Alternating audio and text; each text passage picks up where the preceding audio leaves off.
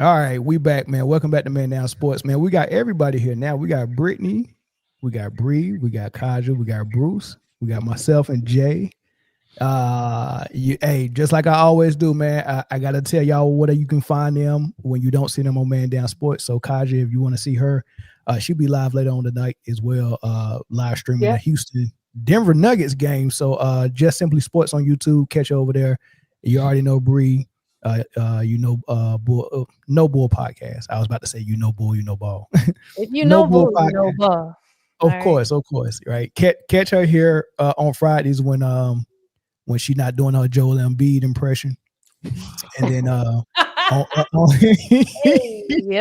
I knew you was gonna come down. And then when she's not here, you catch her on her YouTube channel, No Bull Podcast, and then Britne, the first lady of Man Down Sports, man, catch her on Sideline Speaks on her show, or catch her here when she's not being Paul George. So, other than that, I think we good to go. Whoa. And you can always catch Bruce at the Format podcast. Melvin dissing me all night. Damn, bro. No, I ain't gonna love out here. Listen, man. Hey, listen. I ain't had. Look, I'm like a dyke. I ain't had no meat in 2 days, man. So wow. I'm just not. Well, guys, that's our show, man. Thank y'all for tuning in. God bless you. I'm not even doing this nice talking with y'all. That's it. YouTube just dropped the hammer. Wow. I'm not thinking straight. My mind is just all over the place, man. Come on, Mel. Do better, bro. I'm sorry, man. Wait a minute. I was reckless, son. I was reckless. I'm sorry. Too early. It's never. It will never be time for that. Never. What? Hold on. I just said I ain't had no meat. No, I mean, Boys. I had. Well, I can't say. It was the statement before that when they made that. That was pretty bad. You know what? I didn't mean to say that. That was very bad as well. That slipped, man. My best friend's a dyke, so I ain't say. Did I say? I don't think you're supposed to use that word. Yeah, you got to tell. Your best friend is not. I'm your best friend. So that's also not true. Jay, what's going on here, man? Jay, you got some. No. Got to get us. All right, my apologies. I'm joking. I'm just trying to wake everybody up. Yeah. Now that everyone's that craziness. Hey, pull your chairs out, sit down, man, and smash the like button. Yes, exactly. Whatever channel you on, hit the like button. Smash it with aggression, man. With aggression. All right, man. We got good topics today. I really can't wait to get into this NBA stuff because the other stuff is kind of like, just stuff that's happening around the league. But when we get to the second segment, man, I think that's gonna be the most fun because I can't wait to talk about all the MVP ladder and the standings and what's going on in Philly. And like sheesh, like it's a lot going on. Tyrese Maxey. Yeah, we're gonna have some new all-stars this season. I think has Maxey made all-star yet? I don't think so. No, he wasn't. He definitely gonna. He wasn't an all-star last year. That's gonna be a conversation because it's gonna be very well. We get to it when we get to it. Okay, I want to start with That's the one. I want to start with LeBron James coming back, for his first game of the season after his sciatica held him out at the beginning. Right. Exactly. And he had a decent game, man. Everybody was talking about how he was going to disrupt the chemistry and how he was going to, kind of hold Luka and Austin Reeves back. And he came out with an assertive effort to not take a lot of shots and pass the ball. He had over 12 assists, I think. Scored like 11 points. And I think that's a good role for him not to look for his shot as much as he usually do. I think that'd be dope. I ain't gonna lie. And I think it would be really good if Luka concentrate on scoring and let LeBron facilitate. Because I like for it to be two different guys doing those roles, not one guy. So I thought that was good, but the performance made Nick Young on Gil's Arena podcast pivot from his typical, I'm a Kobe guy, I'm a Jordan guy, Jordan's the GOAT, Kobe's right behind him. He pivoted and he said the performance in that first game back made him change his mind and say LeBron was the GOAT. That's what he said. Love that. Yeah. Looking at LeBron last night, man, to be a Jordan Kobe fan, it's hard not to put LeBron as the greatest player ever. After what he did, it's hard. Like, why is that harsh, Swaggy? No, for people, because they can't accept that. But looking at this, LeBron James is the greatest player to play this game. I'm sorry. All the Jordan fans, all you, me, Kobe fan, I'm biased because I'm a Kobe fan, but LeBron James is the best player to play this game. Be careful, Swaggy. They're going to call you a LeGlazer. Just letting you know. Who gave him that one? You know, y'all going to clip this. Y'all clip it just to have it in just the archive. I know who you are. I know. But you know what's so funny? You can't. Sometimes the problem is you can be. I can have my favorite players and still recognize. Yeah. Great. Like, you know what I mean? Like, it's not like our favorite player got to go out like this. Right? He got hurt. Achilles went down, started getting injured at the end. So he didn't get to live to do this in his career. Right? He got hurt at the end, had to retire early. Right? Our last memory, we're going to call it the greatest last game of somebody's career. Like, you know what I mean? So I don't think people, like, if you say it out loud, people who don't like him get mad, but they can't say that their best player looked like this at the end of his career. Right? They can't say their best player started off at this age at the beginning of his career. Even if you're a Jordan fan, right? You're talking about, he was 22 when he did this. He was 22 when he came into the league, right? Not 18 averaging 20. So there's things like, but at the end of the day, they all bring some type of greatness that you can't mimic. You can fight for, you can, you know, it's still part of greatness. So what do y'all think Nick seen in that game that made him say, all right, man, I changed my mind. He's the GOAT. A check from Clutch Sports. There you go. Jay already know. I mean, so, and this is obvious. Like, let's just be for real. I am accused of being this podcast LeBron guy. And nothing about that game was impressive. He played ball. Like, he played ball. It was a regular game. Welcome back. Not really in basketball shape, so they limited his minutes. And he wanted to keep the streak of scoring 10 points. And he did that and sat down. Like, it. I mean, I at least thought it was impressive, though. It was impressive. Listen, who were they playing? Was it Utah? Exactly. It was Utah. But it wasn't. This is why I say it wasn't. I was more impressed about stuff that happened off the court with him coming back. Well, we'll get to that part. Yeah, I was more impressed with that stuff. It was just listen. You don't get to the league and stay for 23 years and not be able to do what he did that night. I think it's cool though that if you, for LeBron, watching him play that game, to see him be able to hop in a facilitator role, and then he could be able to hop in a scoring role, and then still be able to defend at his caliber. I mean, the Utah Jazz aren't the greatest team, but they're young guys out there that LeBron is matching up against. I mean, and I guess that's do you expect less than that from LeBron? I mean, I guess not. He in great shape for his age. So I mean, if he was doing it as a young guy and he hasn't declined too much, then he should still be able to do it. So I think his longevity and him being able to do what he's doing at this age really says that, man, this is a phenomenal athlete. Like it's a phenomenal athlete, but it don't make him no better as a player. So if you didn't have him as the GOAT before this, him playing longer, how does that make him the GOAT? Yeah, that's what I don't get. That's what I'm saying. Either he's already there in your opinion, or he'll never get there in your opinion. Correct. Yeah, I just don't understand the pivot just because, man, I can't believe. Like, I think the longer he plays, the more amazed people are. Like, man, how are you doing this at this age? And then that's changing their mind. But it's not supposed to, because playing longer and elevating your game higher is totally two different things. In what ways is it two different things? Well, let's say if we just bring it in simple terms. And let's say the 10 is the highest you can get your game as a player. And let's say Michael Jordan got to a 10, and let's say LeBron got to an 8. And Michael Jordan was a 10 for 15 years and retired.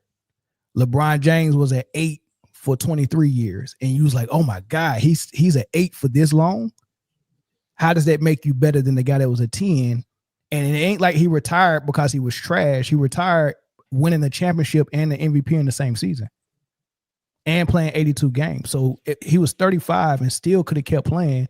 He wasn't forced to retire because he got hurt or his game declined. He retired because he didn't like his organization no more. So I don't understand how playing longer supposed to help his cause. I don't know, but I'm off my soapbox though. I just want. Maybe we would have the answers to that if we were in the league. Maybe it's like a different type of ball game for them because they experienced it and live it. It might be something that's unique about it that not too many guys could actually do. No, it is something unique about it. But you're saying just because you're in the league for that long doesn't classify you as a GOAT. Correct. Or as the GOAT. Because Vince Carter was in the league for 1 year less, and he not nowhere near the conversation. No. No, I mean, that's just my opinion, though. I mean, if it changes somebody else's mind like Nick Young, then I guess I gotta respect it, But I don't understand it. I don't understand it either. The quick switch. But we also don't understand why his name's Swaggy P. I mean, he was swagging the court though. But his name is Nick Young. Where did P come from? I don't know. That's a good question. It's not a good question. It shows you that people will say whatever they want to. Yup, Chuck, you're right. All right, Bruce, what's your thoughts, man? I think you hit the nail on the head also, Mel. So they're making content. So you got to have a couple people on one side, a couple people on the other side. It just, the nature of sports talk now has completely shifted to, it's not just sports discussion anymore. Now everything is debate. So you gotta have that kind of formation. You gotta have that kind of setup so that, the participants can engage in the debate. And so it makes it even more eye-catching knowing that Nick Young was clearly a Kobe guy and a Michael Jordan guy. Now all of a sudden he switched. So now it's like, whoa, what happened here? And so you get a little more juice injected into the argument and into the discussion. I think it's ridiculous though. I will say though, isn't it interesting how he managed to make sure he got 11? I'll just leave it at that. For the comments, it said his middle name better have a P in it. 11 points. His middle name is Aaron. Nick Aaron Young. So where's the Aaron Young? No P nowhere. Oh, okay. But yeah, he got the 11 points, Mel. So make sure they get those double figures going. Oh yeah, yeah. I don't mind that though. I mean, he trying to keep his double figure streak up. I mean, because listen, man, when you play this long,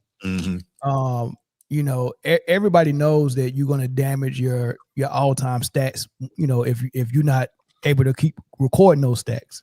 So if he go on the rest of this season and only average 15, it's not going to bring his average down dramatically. But it'll bring it down some, and just then when you start having that conversation, that's gonna matter, right? So people are aware of that, and I don't think he want to do that. I mean, Tim Duncan did that. The longer he played, the less he scored, the more his average all time came down. And now when people Google Tim Duncan, they're like, "Man, this is the best power forward ever." Yeah, but nobody disrespects Tim Duncan for what he did. Obviously, the 5 chips, and then for me, and I was never a huge Tim Duncan fan, but looking at how he was able to be such an integral part of winning from all different positions on the team, from being the number 2, coming in, I guess, 1A or whatever, with D-Rob being 1 of 2, and then taking over as the dominant number 1. And then when the other guys came up, stepping back, but still being the dominant defender, so on and so forth. So, I mean, Tim, to me, that's greater than what LeBron is doing, that Tim Duncan could win playing all different ways and all different roles on the team. LeBron has to do a certain thing. And you're going to see as the season goes on, I know this wasn't really part of the question, you're going to see that thought that people had that he's going to come in and disturb the chemistry and all that, it's going to happen. He just couldn't make it happen in game 1. Yeah, not game 1, week 1, or month 1. But eventually, if he averaging 15, No, that ain't gonna happen. No. That's not gonna happen. You know what I mean? Austin Reeves knows what time it is. Yes, sir. Yeah, I put a lot on Austin. Britne. No, I'm sorry. Go ahead. My fault. No, one thing I was just gonna say was, isn't it interesting though? Like, I think they knew ahead of time that LeBron was gonna sit out with his injury for as long as he did, but he still made the top 5. Or no, he was like number 8. He was still top 10 in the NBA all-time 50 list that they dropped. So, knowing that this man was not going to play the entire season, why would you have Joel Embiid at 47? So there's that bias right there. And if he doesn't average at least 15 points a game, should he still be deserving to be in that spot? Is it okay to now move him out of it? Type time. It just seems it's like a lot of contradictions. Does that make sense? You talking about the list that? Hold on. Which list was this? Because there's a lot of them that came out. Bleacher Report, ESPN, NBA. Which one? I think we covered it on the pod. Okay. It was probably the ESPN that one. Was which one was that one? That was the Yeah, that was the ESPN one. And they had him above KD. They did. Yeah, I mean, hey, there's another thing that that a lot of people noticed too. They noticed that now this is funny, and this could be a coincidence. I want to get Kaja's and Britne's thought on this though. This is a coincidence, but the beef him and Stephen A. Smith got, and the night that LeBron comes back for his first game, the game was on ESPN with all of LeBron, like Kendrick Perkins and all those the panelists. That was all LeBron guys, and they decided that was when they pulled Stephen A. Smith off of that show. Mm-hmm. The show is full of LeBron guys now. The night LeBron comes back, that's when the announcement came out that Stephen A. Smith would not be part of the show no more. But, I don't know. I think that might be a coincidence. But what's y'all thoughts, though, Britne and Kaja? Y'all been quiet. I thought Stephen A. didn't want to do that show anymore for whatever reason. He claimed when they negotiated his new contract that he already knew that he was going to kind of like fade the black for it, but Yeah, the day after I got fired from Man Down, I didn't want to do the show neither. Funny guy. Think they firing Stephen A. over LeBron? I feel he called it. He said Stephen A. said LeBron was in the background blackballing him. He did say it. From ESPN, I don't know. That man the face of ESPN. He won't get fired from ESPN. He just won't be part of that show. He ain't get fired for you. Well, he did say months ago, though, once he got his new contract, that, he was stepping away a little bit from certain shows. And he did mention the countdown, even before they had the whole beef and everything that happened. So it could just be a coincidence, but they don't like each other. So I think Stephen A. is okay if he doesn't have to sit there and talk about the greatness of LeBron anymore. I think he's okay with it. The first take is enough for him. I don't blame him. I don't blame him, man. But what's y'all thoughts on the whole situation, though? Nick Young you think that's a good reason to pivot because the longevity, is the longevity that impressive that it's going to change some minds? That's the question I ask y'all.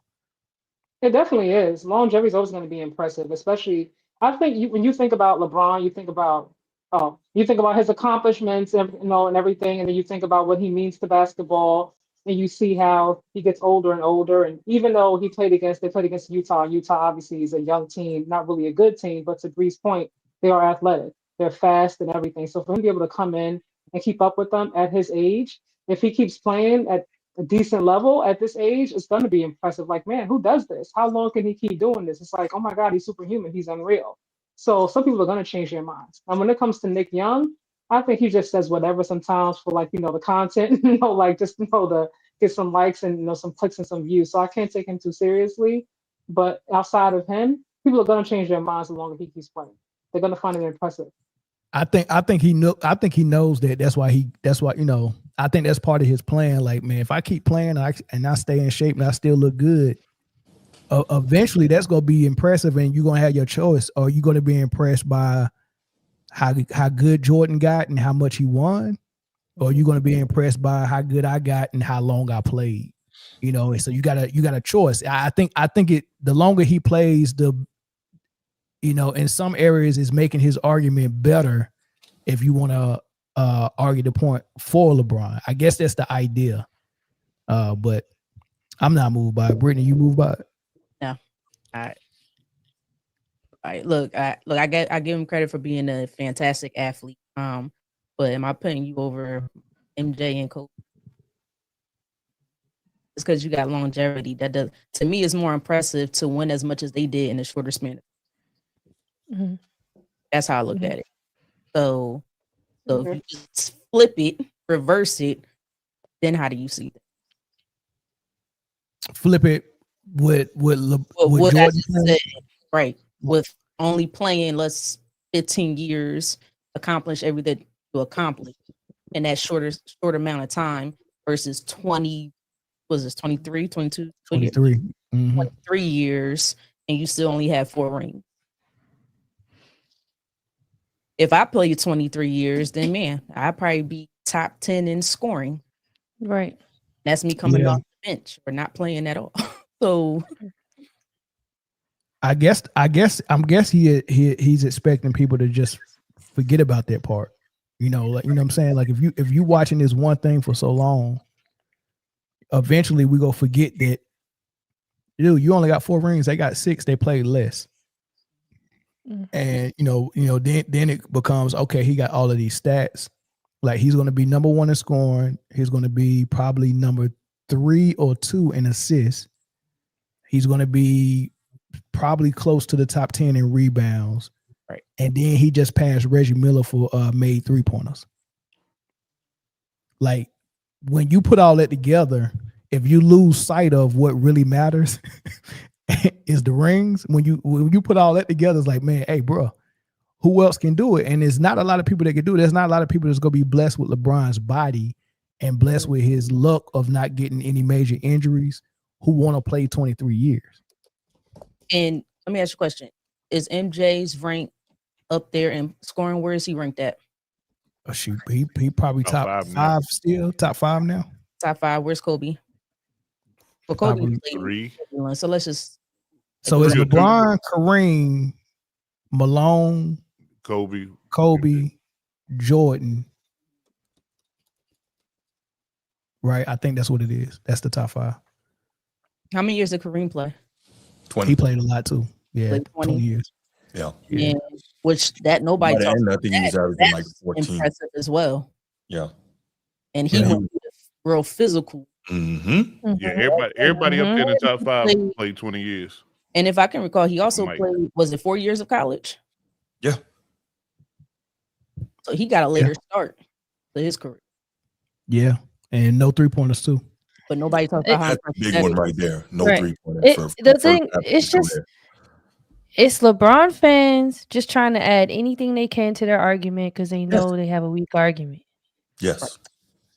That's a good question, but I know LeBron fans is doing that, but is LeBron doing it?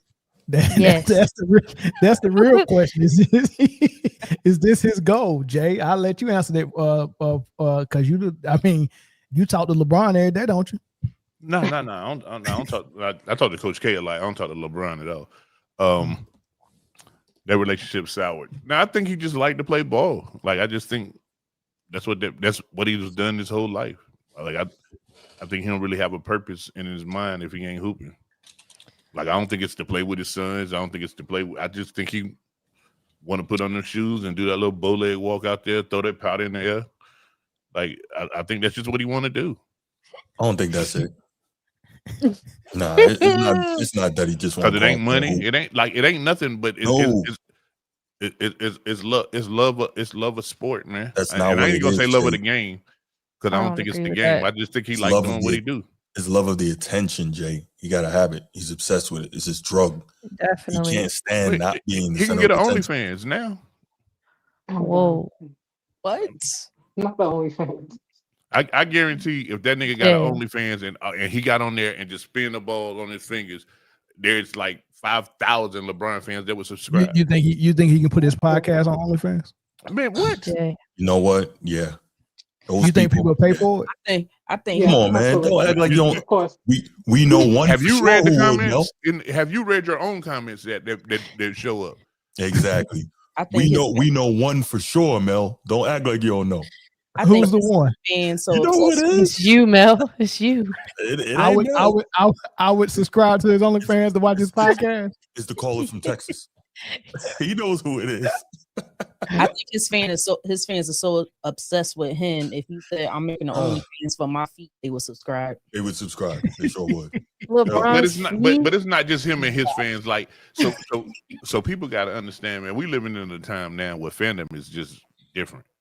Like people like something that they like, and they just don't nothing else matter. Like that's true. If I like Duke, I can appreciate Kentucky being good. I can appreciate Arizona having a good team. Why you say I was about to say, can you appreciate? I can't appreciate that. See that? So you just messed the whole statement you was about to say, because as soon as you didn't say Carolina, I said, this cap right here. I saw that. That's cap. Nah, listen, don't even finish it. So no, I didn't mess up my statement. I'm proving what fandom does. I can't even say that. Yeah, that's tough, ain't it? Yeah, that's real tough. And I feel the same way about UConn. Like I used to drive a UConn. That joke went over my head. It did go over your head. Shout out to Leezy and the cash out with the $50 cash app. I appreciate you, bro. That's love right there. Man. Yeah, that's Super real love. That's love. I might donate that to one of the guests. To the OnlyFans. Yeah. Send it to LeBron OnlyFans. All right, y'all want to move to the NBA, or y'all want to take phone calls on this? I mean, I don't know if Young Disciple want to call in on this. You know what? I'll take one phone call. I'd say take at least one. Yeah. I'll take one. We want to get screamed at tonight. Oh my God. Hey, Brooklyn is beating Boston right now, dog. Let me see how many Michael Porter got. My dog. Michael Porter been in the podcast world spazzing out, ain't he? Mm-hmm. He been saying some stuff. He been talking a little bit. Yeah. I like his podcast. It's entertaining. Yeah. Oh, he ain't going off. He only took 9 shots, got 10 points. Mm-hmm. That's my only problem with Michael Porter Jr. He has to take so many shots just to score. It's not like a Cade Cunningham. Okay, took 40. He took 45 shots one game though, bro. Yeah, and he had like 41 points. Yeah. Yeah, he broke some records. I like Cade Cunningham a lot. Really Caller from Chicago, what's up? What's up? What's going on, panel? I just wanted a question for Jay and the young lady. Which one? If he loved the game of basketball, what year did LeBron play at Rutgers, the outside playground in New York, and the Drew League? How long did it take him to play? Nah, I didn't say it was for love of game. I said it was for love of sport. Oh, okay. Now you want to switch it up. All right, I just want to ask you guys. Go back, man. Hey, you got rewind right there, bro. Rewind it and see what I said. I said I won't say love of game. Mm-hmm. That's what I said, man. Nah. I mean, it's obvious LeBron. I come to LeBron's aid on this. It's obvious he got the love of the game. Like nobody would play 23 years and they didn't love the game. It's impossible for him not to have a love of the game. And I think most great players got love for the game. It's impossible to be great and not love it. So I mean, so the same question: how long did it take him to play at Rutgers, and how long did it take him to play in the Drew League? But they don't have anything to do with love of the game. They got something to do with fear of getting embarrassed at the Rucker Park. But if you love the game, you don't go out there and do it though. Well, he still loved the game. He just don't love it to go play at the Rucker. Somebody else might love it more than him. Yeah, I mean, it's a lot of stuff I love that I won't do for free. Yeah, it's okay for LeBron to love the game and say no to Ruckers. Just you know what I mean, and it's okay to say that LeBron loved the game, but he might not love it more than another player might love it. But I love my job, but I ain't going in there for 0 days if the check ain't done. Right. No, I really don't believe he loves the game. I really don't. I believe he loves everything. That's not possible though, Bruce. No, I believe he loves what he gets from the game. Bring in the money aspect he's making. Exactly. What about it? Bring in the money aspect he's making while playing basketball. Okay. But he's still playing basketball. Right. Well, one thing about people with a lot of money, there's never enough money. If you're gonna pay me to do this, why would I do this shit for free? Nobody asked you to do it for free. See, you changing the You said concept. play the Drew League. They don't get paid for that. MJ played for free. Mel said he got the love because he loved the game of basketball, but there is another answer. He loves the money he's getting from playing basketball too. And I think every player like that love the money too. But he doesn't need basketball anymore to make money. Correct. If he stopped playing today, he's gonna still make millions. Correct. He's not gonna hold on. So you mean tell me for 1 year he'll make $50 million? Listen. Maybe not from basketball, but other ways. Between investment, endorsement company that he has, he owns a lot of stuff. Wait. Owns a lot of stuff. KD. Here's a better question, caller. Here's a better question. Is there anything that LeBron does that you like? Anything that he does that I like? Yeah. I like when he subs out the game. Come on. because this is what we're doing. No. Go ahead. Here's my answer. LeBron is great at basketball, but LeBron is not great at what I'm trying to say when it comes down to winning. That's not an answer, sir. That's not an answer. That's not an answer. But that's not fair, sir. I answered your question. You ain't answering mine. That's not fair. I said he won't change his play to win. No, sir. That's not. That wasn't my question.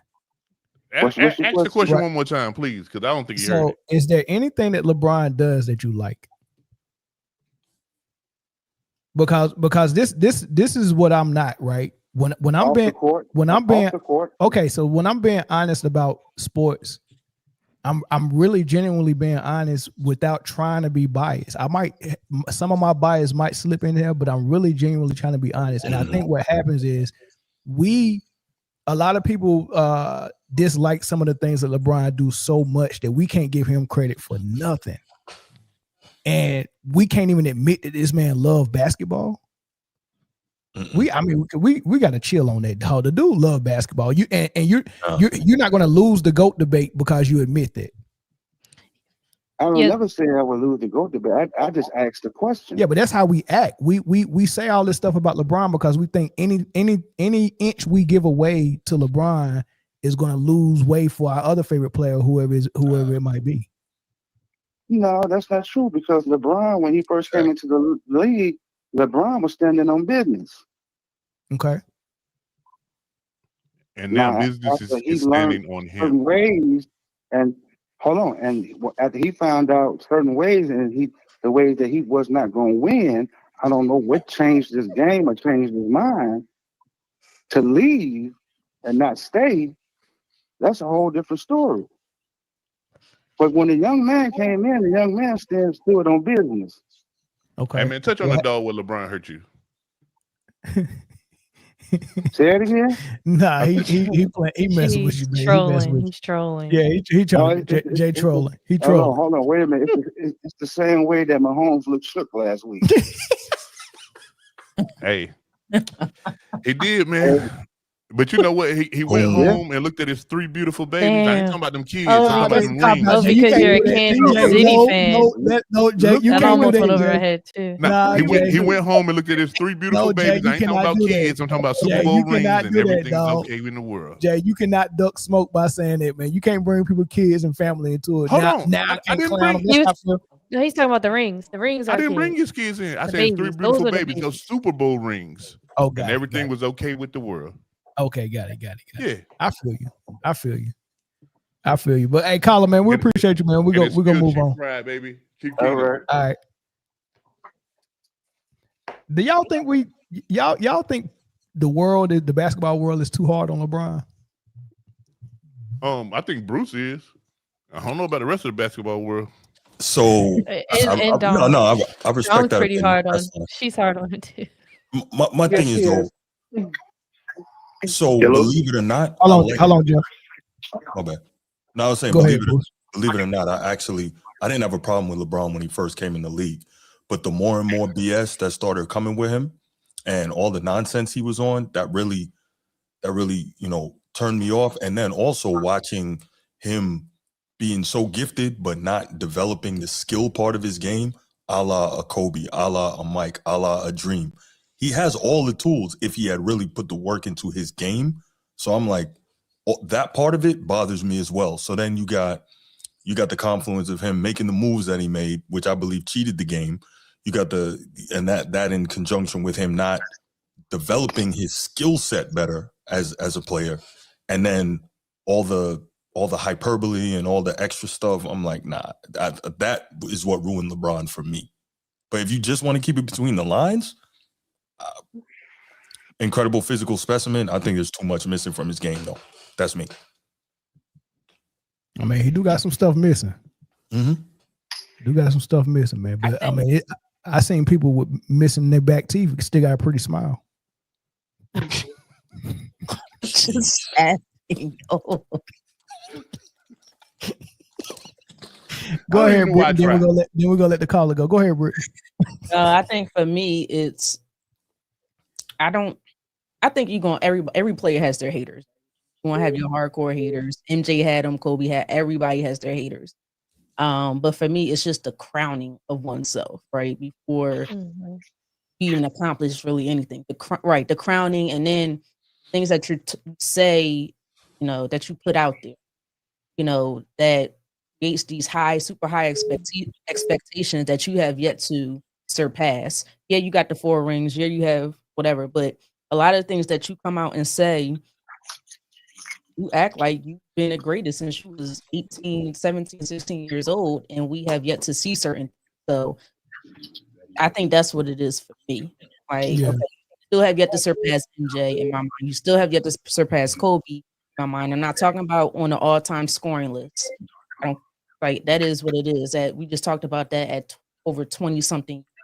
That's eventually almost a guarantee at this point. So that's what it is. Outside of it, I always thought he was a talented player. Exactly. Is he great at anything in his skill set? No, but that's fine. He had his own greatness and his own ways on his court, and we see that. So, but for me, it's just crowning oneself and certain things that you would say, and I'm like, okay, still haven't accomplished. All right, Jeff, go ahead, Jeff. You our last caller.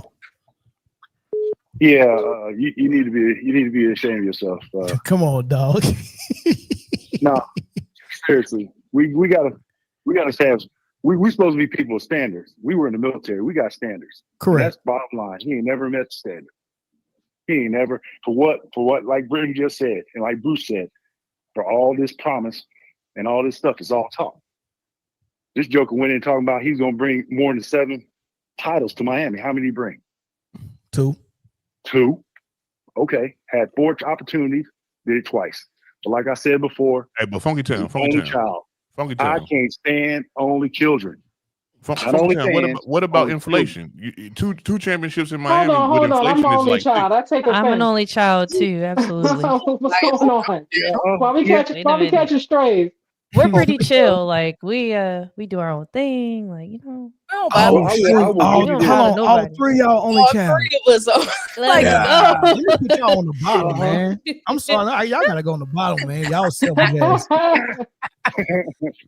But what I'm saying about that is he's an attention whore. So he can't stand anybody else getting any glow. All you got to do is look at every time he gets eliminated from the playoffs. The teams that we should be talking about: Oklahoma City, the Celtics, or OKC.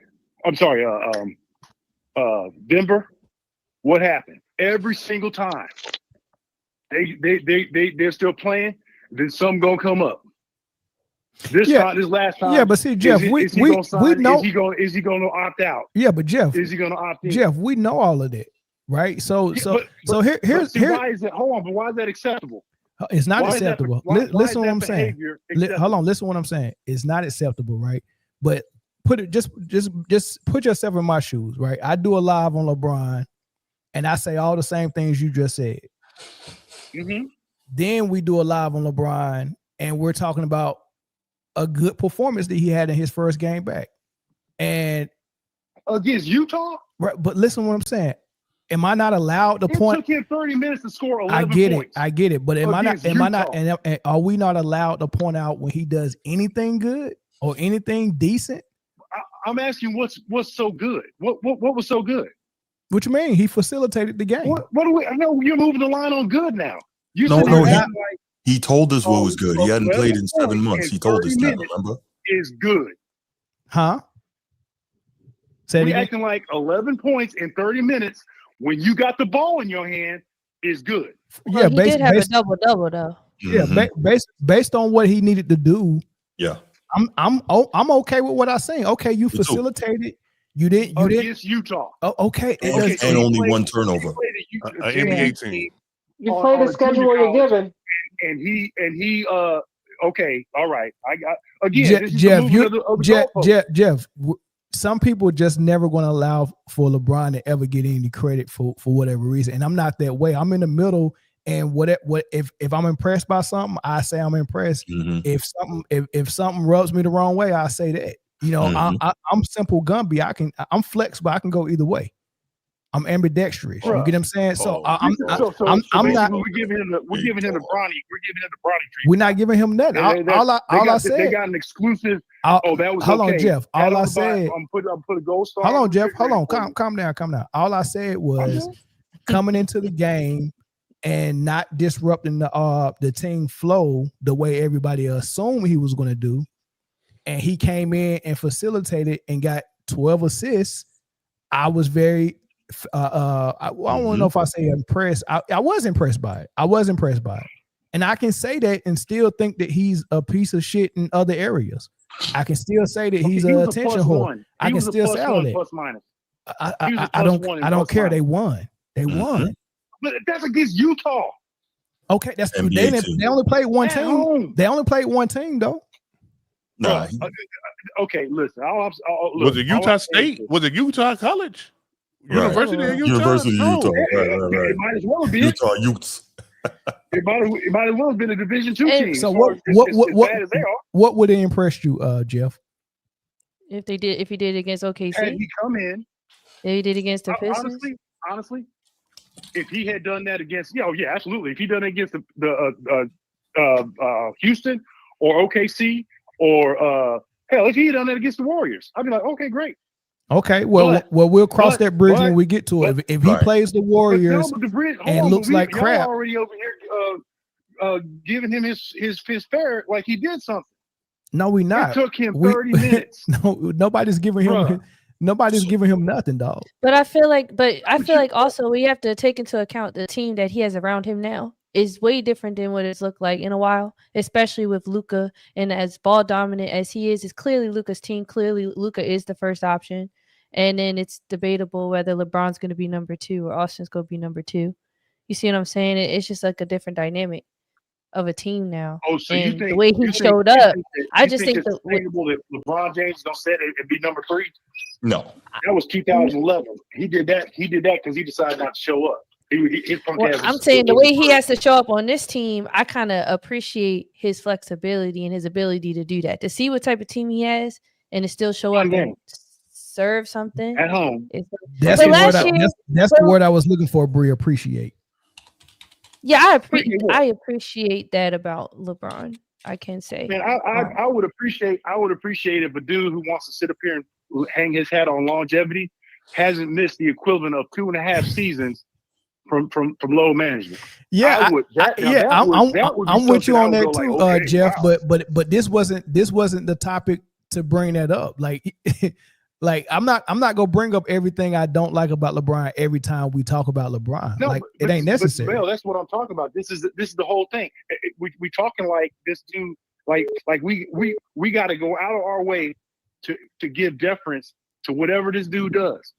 Oh, he took a shit on the toilet by himself and wiped his own ass. After missing a whole month, he was able to do that all by himself. My God, that's 23 years, and he's been able to do that. That's so precious. That's so precious. Wow. That's so precious. I am so impressed with what you doing, Bronny. Yo, y'all really do not like LeBron, bro. It's so funny. 23 years before you can figure out to do something else original, and you ain't biting off Jordan. That doggone chalk talk, that was Jordan's chalk clap. Jeff. 23 is 23. Jeff. Space Jam. Jeff. Man, now, listen, all I'm saying is, look, I don't like Donald Trump, and I don't like LeBron James. I get it. I can see that. I'm not going to ever sit there and say, I'm not going to ever say anything good about Donald Trump. I can see I'm that. not going to ever say anything good about Donald Trump. He got money. I give a damn. Whole bunch of people. Elon Musk got the most money in the world, apparently. That's a nice orange can I've never seen before. I can't stand that troglodyte. He got a nice tan. And LeBron ball look cool. I'm not gonna lie. And tan is nice. No, that ain't a tan. That's a spray on. That's eating too many. I don't know. I don't know what you're doing. Rubbing cheeseburger packages on you or something. I don't know what you're doing to get that unnatural color. That ain't human. I can't. That ain't human. Yo, I can't. That orange thing. Jeff, you done? He's not. Hey, let me stop before Ice try to roll up and I got to shoot some people. All right, Jeff. Thanks for the call, bro. Appreciate Y'all got you, it. Jeff. Have a good one, everybody. I think for me, it was just I don't know. I didn't really, whatever, but I think it's just the coming back in this situation, and this maybe for them to win and get to where they want to be, maybe this has to be his role. But is he willing to be adjusted for one game? We're going to see what he's willing to do for the next however many games. Correct. Games. We'll see. If he's willing to take this role for the rest of the season. But here's the thing with this Lakers team. They're going to require more of him in many nights. Exactly. Very much so. Well, Luka, I don't know if will he stay healthy the whole year? Definitely. DeAndre Ayton too. Like I keep seeing comments about DeAndre Ayton and Marcus Smart. Those guys are DTD all the time. I just don't. I would take Rui Hachimura and Austin Reeves over Marcus Smart right now, to be honest. Yeah, Marcus Smart passes. He passes his heyday. He passes prime. That man prime was a season and a half. Pretty much. Wow. On the Celtics? Yep. Okay. Just checking. All right, let's move on, y'all. Boy, in Oklahoma State. Y'all don't like Marcus on the Lakers? Am I the only one that thinks he's a good fit? I don't think he's it's a bad not that fit. he's not. I just don't think that you can expect much out of him. I just don't the way like the my Lakers are defensive- built, Yeah, they'll he's have a supposed to be solid defensive stopper, and I don't like my defensive stoppers to be built like Jerome Bettis. That's just me. and he can shoot the 3 too. And this is new for him though, because that first year in Celtics, he wasn't really a shooter. It wasn't until that second season he started shooting more.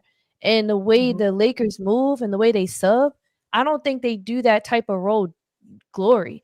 They didn't do it when D'Lo was there. They didn't do it when Russ was there. They didn't do it when what's his name? Dennis Schroeder was there. I just don't think they use that role well. If that makes sense. The role that he's in, they don't use it to the full potential it could be. They'll scapegoat it for sure though. Oh yeah. If they don't win, it's definitely Marcus Smart's fault. Oh, absolutely. Absolutely. Ain't nobody else getting one. Yeah, that role is like where point guards go to die. They fired left and right in LA too. All right, y'all. Let's move. Let's get into some of the stuff that's going on in the NBA, man. Look, I don't know where y'all want to start. I can show y'all the standings. I can show y'all in the East that Detroit is 13-2. The Raptors, right? I don't understand how the Raptors is the second best team in the East right now. That's crazy. Interesting. What, you can't understand it? Scotty Barnes? Because I would have thought. No, I like them. But I would have thought. Brandon Ingram looks good with them right now. He does. Healthy Brandon Ingram, you're getting a lot of bang for your buck. And so is Glorilla. Glorilla getting a lot of bang for her buck too. So, but I would have thought the Bucks and the Knicks would be up there, and then on the West, of course, the defending champs and the Nuggets and the Rockets is kind of like a surprise, and then the Lakers, right? So it's a lot there. I want to talk about what's surprising y'all the most from the standings, and then I want to get into the MVP. Then I want to get into some stuff about, you know what? Let's do this. I'm gonna start some. I'm gonna stir some shit up right now. Okay, wait. Before you go, Mel, real quick, can I make an announcement, bro? Yeah. All right, quick announcement, y'all. So I have been made to know, shout out my man Edward. I have been made to know that I am a hater and I'm trapped in the wax museum and I won't get out of the 90s. So I want everybody to know that I have changed. I've seen the light. Jokic is the GOAT, not the GOAT, the GOAT, the greatest GOAT of all time. I want everybody to know that. Jokic is the greatest athlete ever in the history of sports. There we go. I'm done. There we go, Bruce. Athlete. Finally. Greatest what changed your mind? I love to know. You know, all the people that was ripping me up in the comments when I talked about Jokic on my show, my man Edward letting me know that, you know, I got to get out the wax museum. It's not the 90s anymore. It's a new game and a new leaf. So I, you know, turn over a new leaf. It's all Jokic now.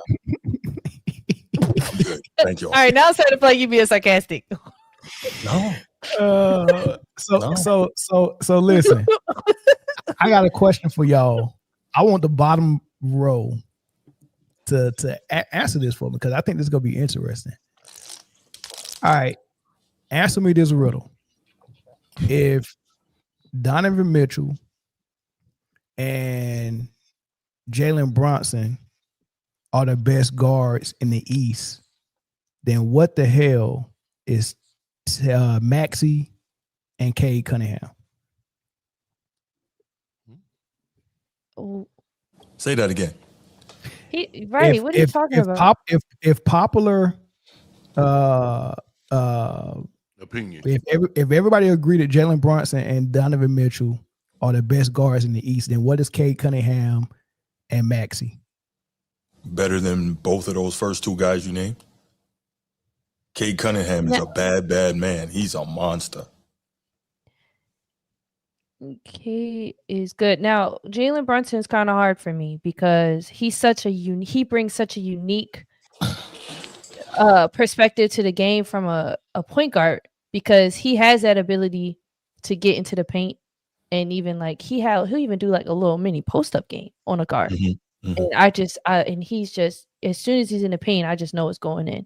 And then his ability to get to the free throw line, I really enjoy that about him. That was my first thought.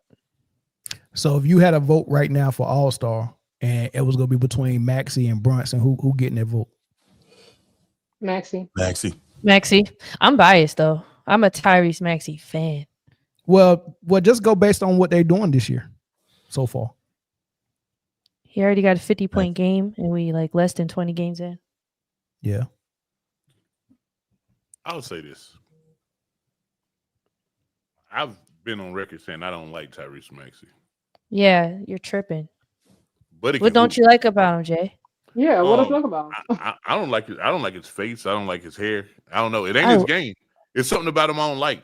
Like, and that happens. Like that happens a lot. He's a humble guy. You ever listen to him on a podcast? Maybe that's it. But there's something about him I don't like. But he's made me he's made me a believer. In my opinion, watching him play last year and this year, he is what everybody thinks Halliburton should be. Like, I just like that level of superstar. I think he's next. I really do think Tyrese Maxey is next. And I didn't see that. Like, when he first started getting minutes and all that, I was like, but I was wrong. If Maxey was 6'6", he would be on SGA level, though. Man, if he would listen, if he was 6, Jesus Christ, I don't know. Dude can flat out play ball. But Philly just, I like to see him somewhere else. Put it like that. I like to see him out of Philly. Well, I mean, it ain't Philly. It's no, it ain't him. But I just it was Embiid getting hurt. No disrespect, Britne. I just don't like watching them. I don't. Well, so look, listen. They're my favorite team right now because of Maxey. Wherever he go, that's gonna be my favorite team. He can play. He can play. The boy can play. He's nice. Britne is Mitchell. Let's leave Tyrese Halliburton out of it because I'm a Tyrese Halliburton fan. There will be no Tyrese slander. Right. It was such a weird comparison. It was a weird. That makes it even better because he in the East too. So if the All-Star votes are going to Mitchell and Brunson all the time, and everybody think that they in the top 10. Brunson just got into the All-Star, by the way. They were selling him short for a while. He just got in there. Just want to throw that out there. And he was off the bench, by the way. He was not a starter. They've established him as one of the ones, and so it has Mitchell. Now you got these guys coming behind them, Tyrese Maxey and Cade Cunningham, and I actually think they're better than them this year. Well, so and Halliburton, even if he was playing. Listen, man, Brunson is a dog. The Knicks hired Brown, man, for an excuse of why they're not gonna win this year. Like that's the only reason why he's there. Like they're not. It's not gonna work. But Brunson, you can't put that on his shoulders. You can't put it on his shoulders, man. That dude is good, man. No, he's good, but he's very good. So here's the thing. Cade Cunningham is exactly who we hoped he would be, and maybe a little bit more. It took some time. Yeah. Did we think he was going to be this though? I didn't think he was going to be this. He was the number one pick. It was a draft where it was only two guys that was worthy of a number one pick. He go to Oklahoma State. Is that where he went to school? Something like that. Yeah. Okay. But what's happening is a resurgence of guard play in the East. I mean, that's all of these guys can be good in the East. Like they all can be good. You don't think they can be good in the West? I disagree. A resurgent, they've been guards in the East. That has not been the East problem. They just a couple years ago was a Celtics team that won mostly because of their guards. I guess when did this resurgence start, Jay? No, so you talking about one team that had a good guard. You know what I'm saying? Like what I'm saying is the East good guard play for the longest been in the West. And now the East, you know what I'm saying? Them boys are stacked. Pause from top to bottom. Yeah, I get what you're saying because for recent history that you had Dame in Portland, you had Steph in Golden State, Russ. You had Harden in Houston. You had Westbrook in OKC. That was all in one. I get what you're saying. Okay, I get what you're saying. So what I'm saying now is it spread thick like that, Pause, in the East. Like even you pick a team in the East, any team in the East, they got a damn good guard there. Yeah. Any team, yeah. Oh, speaking of teams, I do want to hear what it's good guards everywhere. I'm sorry, go ahead, Brie. Yeah, no, it's fine. Yeah. I do want to hear what Britne has to say about the Sixers right now. Yeah, I want to hear. What do you think about that and how they're looking right now? I mean, still early, so things kind of knew about that. But this actually, I've known this last year. Whether the organization, the players knew. I think they're figuring that out this year. Hold on, Britne, you going in and out. I don't know if it's mic or in. Yeah. You might be coming through your headphones and not your mic. I don't know. Am I coming through my? You might be, because it's going in and out. Tap your mic. Oh no, you definitely coming through your mic. I don't know why it was going in and out. No, that's a Wi-Fi. I don't know. Wi-Fi. Yeah, I probably gotta connect to the plug-in. Well, you good now. You good now. No, what I was just saying, I felt like this has been Max. It was just waiting for it to be Maxie's team. I've known since he was a rookie. I said this kid is something different. Since the day we drafted him, in that first game I watched him play, I said this kid is something different. And they started to bring not quite the AI vibes, but we get in there a little bit. It's not going to reach AI how hype we got over AI. I don't think anybody gonna ever see an AI in Philly again, but it's pretty close on how excited we've been. We've just been waiting for him to get to this point. But no, this is his team. I think now they have the perimeter, the guard play that they never had before. When Joel was here and healthy, who was their guards? So you had Ben Simmons, who didn't want to shoot, correct, right, and cried every 5 seconds. We had Harden, to me, talented player, but he held onto the ball way too long. That didn't help.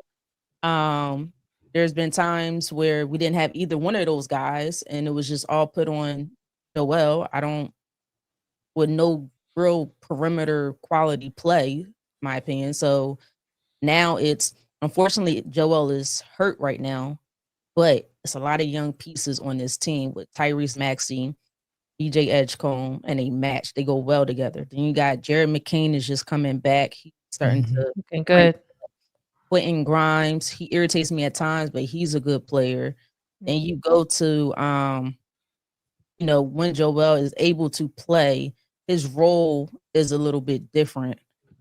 Nobody said Maxey was AI. Who up here said Maxey was AI?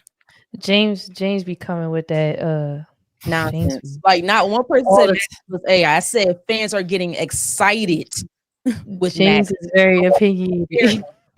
Like who's behind AI? Y'all better leave Britne alone about Philly, man. Y'all can throw that in the chat on any other topic, boy. Y'all get on the Eagles and the Sixers. Y'all gotta respect. Yeah, you gotta be some. It's just come with the facts. That's all I say. Just come with the facts. Don't come with the nonsense. But I just like the way the team is playing right now, even without a Joel Embiid. It just looks better. But now they just gotta grow together. It's only been 16 games, so they'll figure it out. They just not get McCain and Paul George back.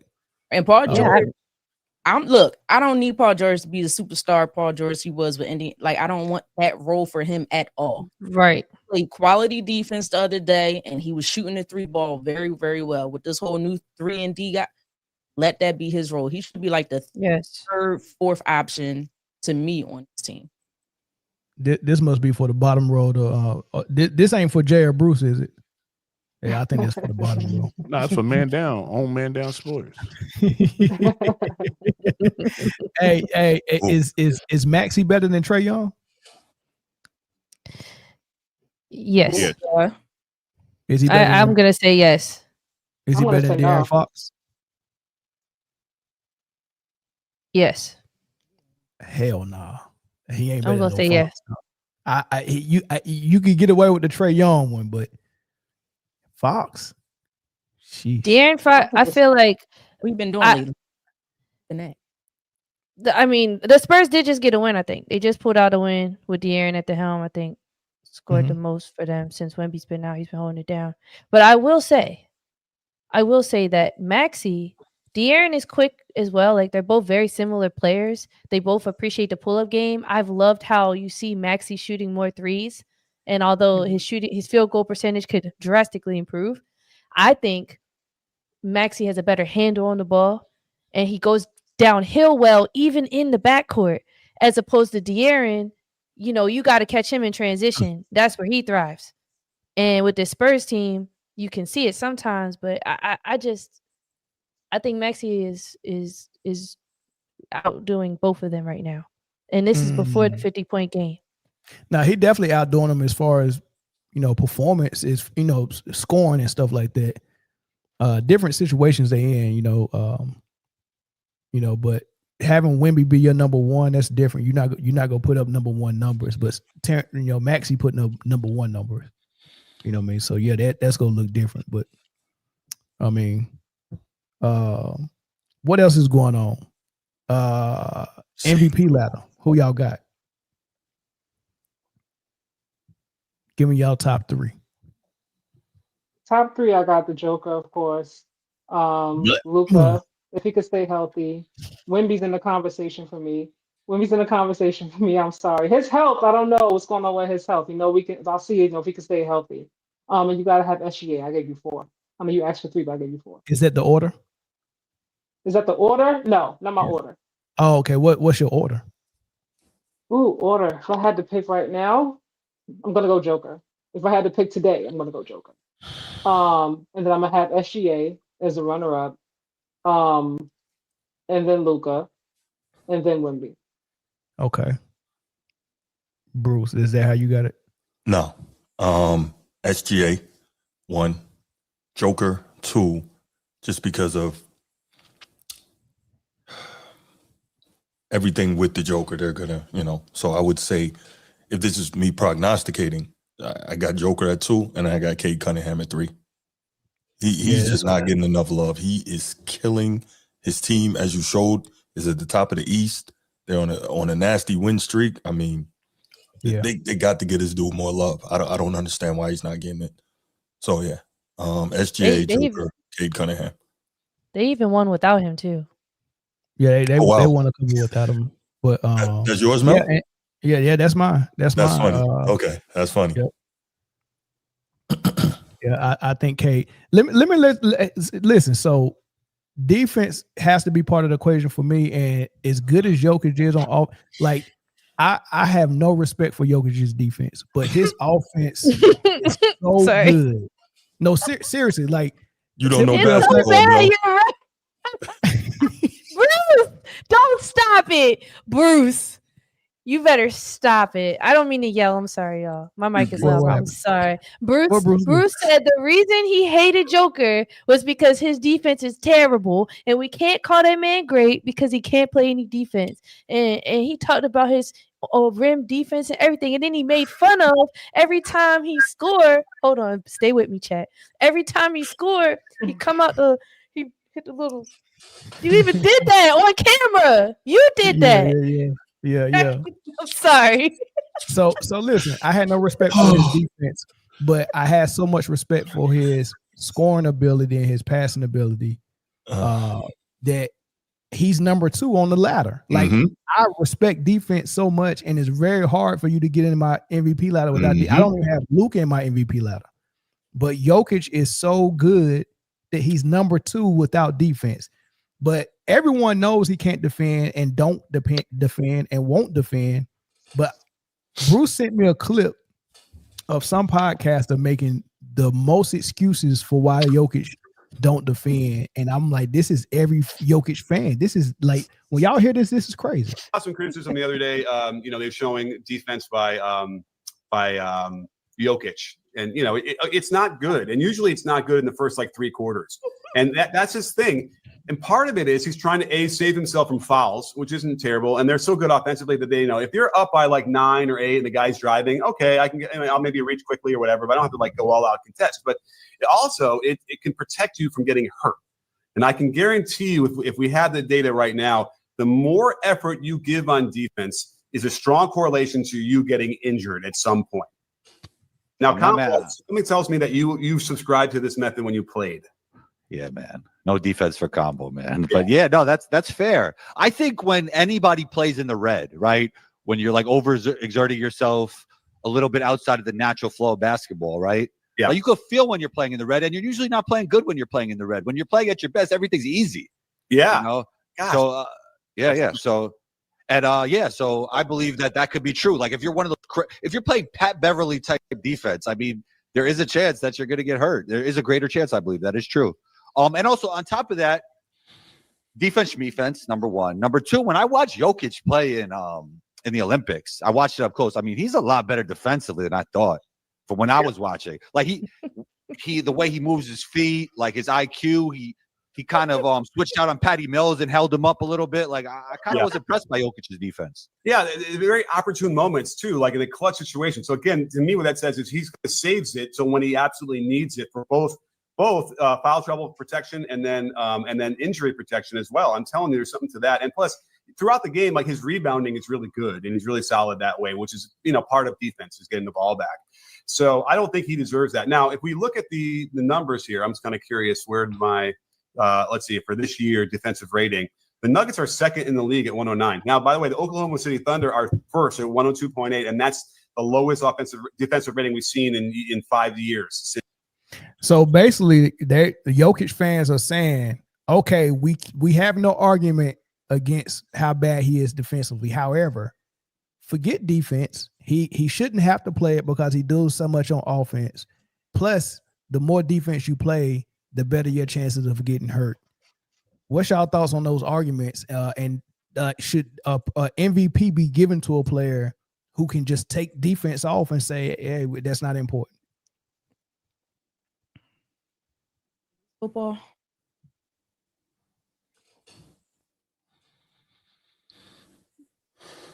Is this football? No. I'm asking, is this football? In Denver, it is. Play one side? No, this is basketball where it requires to play both sides of the ball. This new, I'm not even gonna go back and forth with these fans. I can't. I give up. I give up. Kaja, you got to say something, Kaja. Look, the Joker is like, he's like a walking triple double. I mean, we're gonna ask you, that man gives you everything and then some. And I know it may not look the same. You know, he's not quite the defensive player that you might want him to be, but his level of production on the offensive end is like you have to give the credit where credit is due. I can expect him to average pretty much a triple double, and then on top of that, go back and play defense on every single play. Something's got to give. It does. And if he's giving you that much on offense, and then he's giving you defense, he is going to get hurt. Yeah, he's definitely going to get hurt. How about the assist give and you defend? Because here's the thing: on offense, you don't have to do everything. You got 5 people that's supposed to help, but on defense, everyone has to stay in front of their man enough to be able to. You ain't got to lock them up, but you can't be a liability. Like that's required for all 5 guys on defense. On offense, you think it's a liability? Yes, he's not a liability. He's not a liability. Hold on, I get to that. I don't want to go back and forth. Let me say this part. On offense, you might have a point guard who's I'm gonna distribute the ball and run the offense. That's all I do. I don't even look for my shot. That might be Mark Jackson. Reggie Miller might be their primary scorer. The Davis brothers might be screen setters and rebounders, right? Then you might have a secondary scorer. Like everyone has a different role on offense, and you don't have to do it all. But on defense, everyone must play defense at a high level. So if something's got to give, why does defense have to give and not him doing assists and points? When you think about who's the most consistent that you can depend on outside of the Joker, like night in and night out? In Denver? Yes. Nobody can be more consistent than Joker because the offense is designed for him to be consistent. Just because it's designed for him doesn't mean that's gonna work out that way. Yeah. I don't think that he can afford to take assists off. So I don't think Jokic is consistent because some games he give you 30 plus, and in the other game he give you 18 with 15 assists. He's the only superstar who can decide whether I want to score tonight or I want to facilitate tonight. Michael Jordan had to score every single night, and then he played lockdown defense. But see, you're comparing a guard to a center. I think we do have David to give Robinson. Joker some grace right now. Kim Olajuwon had to sky every single night.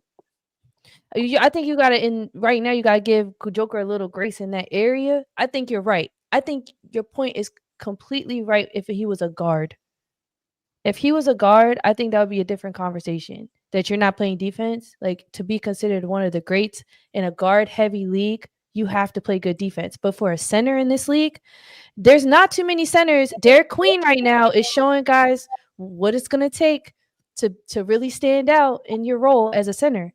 But I mean, there's not too many centers apart from Şengün, AD a little bit. There's still like a few centers, I guess DeAndre Ayton, but I don't like him, that are like actually doing center work. Everybody else is shooting threes. So I guess for me, it's like the era that we're in, this isn't giving grace to Jokic saying he shouldn't be playing defense, but I don't really think it's super required for the role that he's in. It is. And what he's doing is protection cool. for the last line of defense should be required. So like if you Bree, if you was coaching, you would not tell your best player defense is optional because you do so much on offense. You would absolutely tell not, but of course I would. But here's the thing. Here's the thing about this Denver team, right? They're a huge team. They're large, so I just think it's easier. It's okay. You could give Joker grace in this situation. I don't think because yes, he's the last line of the debate. Not if you comparing him to the greats and saying he's top 10 when the top 10 play defense. You just can't. And if we giving Jokic grace, how come Aaron Gordon can't get grace? Why Aaron Gordon got to play defense? No, Aaron Gordon has to play defense. It's part of his game. Now he's starting to be more offensive minded, but he has to play defense. Aaron Gordon was a scorer in Orlando. Does Trae Young play good defense? Based on his size, it's kind of hard for a 5'9" guy to play. Oh, now it's hard. Now it's hard. The Joker is a center, and you want this man out here playing the best defense in the league. Come on. Let me ask you a question because you brought up Trae Young. I don't understand how Trae Young is relevant because I don't have Trae Young in the MVP discussion. I don't have Trae Young in the top 10 all time. You said he was better than Maxey, so I held on to that Trae Young to grudge. Gary Payton. I'm not comparing Trae Young to Tim Hardaway. I'm not comparing him to no greats. Trae Young is just playing. He just caught a strafe for no reason. I didn't put him in no daggone MVP discussion, but guess who else played defense though? Everybody in the MVP ladder. Cade Cunningham plays great defense. Wemby plays great defense. Who else I got? SGA plays great defense. And who else? So are we gonna give Luka? I don't have him on my ladder. I don't have Luka in my ladder. I just don't understand how we saying the best player don't have to play defense. That is insane to me, y'all. Never said he didn't have to play defense. I'm just saying I'm not going to set the bar up super high because he's not a great defender. I can't deny everything else as he do. Yeah, because he can't or won't play defense. That's the whole thing. I just don't. So how come you have that same mindset for LeBron, but you can't have it for Joker? Which mindset? Of appreciation for one part of the game, but then say casually, "Oh, he has to work on other things." So but when it comes to Joker, I do it to LeBron too. Okay. He just said that his offense is so good that he's number 2 on his MVP ladder, and anybody who's ever listened to him talk, which I don't know why we do, he says defense is super important. So if his offensive skill set is so great that he's almost overlooking the fact that he doesn't play defense to put him on the MVP ladder.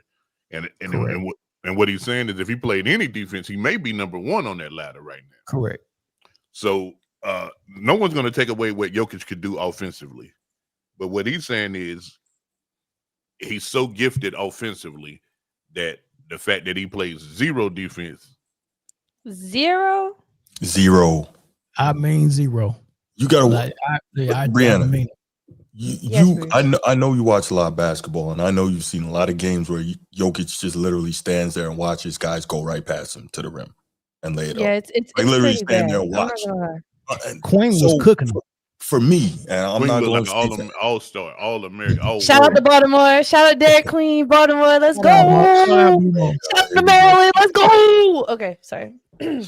No, but like for me, it's not even the fact that he's not a great defender. It's the fact that he don't try. There's like no effort. And that's problematic for me, especially like when Mel said, you got so many people want to put him in the position, oh, he's a top 10 big of all time. He's this, he's that. And I'm like, how does he, like Mel was asking, how does he manage to get the pass for not even trying? Like, even if you just keep it among the centers, hold on, Jay, even if you just keep it among the centers and you say he's top 10, he's the only one in the top 10 that doesn't defend. How can we put him there? He's not the only one. He's the only top 10 center that didn't play defense. Yes, he's the only one. Let me explain it to you. That level of production on offense is why he's there. If he gets in foul trouble, they're shot. They lose that game. No, they're not. No, I don't think so, actually. The Denver Nuggets are actually looking pretty good. And Tim Hardaway, I like how this team look. They look sophisticated. They have every level of scoring on their team. Like I said, they're a big team. They're going to be a problem. They're going to make playoffs. They could damn near make it to the semifinals easily. Probably. I'm almost under the impression that they're asking him, hey, man, don't go pick up no silly fouls. Because like I said, like he has to have the okay not to try. No, listen, he got the okay not to try for sure. But Kaja, I'm gonna show you something because you're saying with that level of production on offense, you should. I'm gonna give him a pass on defense. I'm not saying that he shouldn't. I'm not saying he should stand there and watch people go by and it's okay as a coach. If I'm coaching, I'm like, at least try to defend, right? I'm gonna say that. But when he gives you so much, I'm like, I'm kind of torn. I'm just like, look, like I don't think that they're gonna win much without him. Oh, well, let me explain this to you. And I think every player that's a leader on their team, they won't win much without them, right? So, but let me say this though. The production on offense is fooling us because you don't have to do all that on offense. If you was playing defense, you're not going to need all of that. And here's the thing: so you're saying he's overcompensating? He might be, but listen, he don't even have to be the one that is primarily distributing the ball. Jamal Murray is a point guard more than capable of distributing the ball as a point guard. Even with Jokic averaging 10 or 11 assists a game, I think Murray Jamal's still more of a averaging around shooting 7 guard, to 8. in my opinion. Yeah, but he's But still yeah, averaging they- 7 to 8 assists. And listen, here's my example that I'm gonna show y'all illustration. Tony Parker, Ginobili, Tim Duncan in San Antonio. If Tim Duncan decided I want all the assists, what would Tony Parker be doing? Yeah, it'd be hard for him. But Tony Parker is more than capable of assisting and running the San Antonio offense, and so is Jamal Murray. Now, the triple-double basketball, I'm gonna show you what's not necessary. Look at all these people on the left that play triple-double basketball or have played it once in their career. Jokic, Did you say Caitlin Clark? What is going Caitlin on? Clark, Harden, Westbrook. Now, notice all of those people who played triple-double basketball had the same excuse not to play defense because they do so much on offense. But look at the rings. You got 1 for Jokic and 4 with LeBron, but he had to get a super team to get those.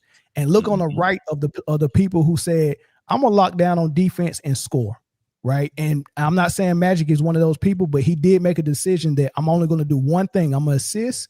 I'm going to let Kareem and James Worthy score. You have to make a decision. Do you want to distribute or do you want to score? Pick one. And when you do both and then say, I'm not going to defend, you make it harder on your team. Now, how many rings are on the right side versus how many rings is on the left side? What is that, 27 to 5? You skewed it. How many Hall of Famers on the right side versus how many Hall of Famers on the left side? I mean, they all gonna be in the Hall of Fame. Yeah, they're all on the left. First of all, these are amazing visuals. right. Hey, I'm not done. They all got something in common. Wow.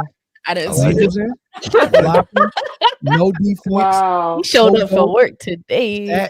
MVPs, records on the right side, winning, toughness, defense, GOATs, rings, MVPs, and respect.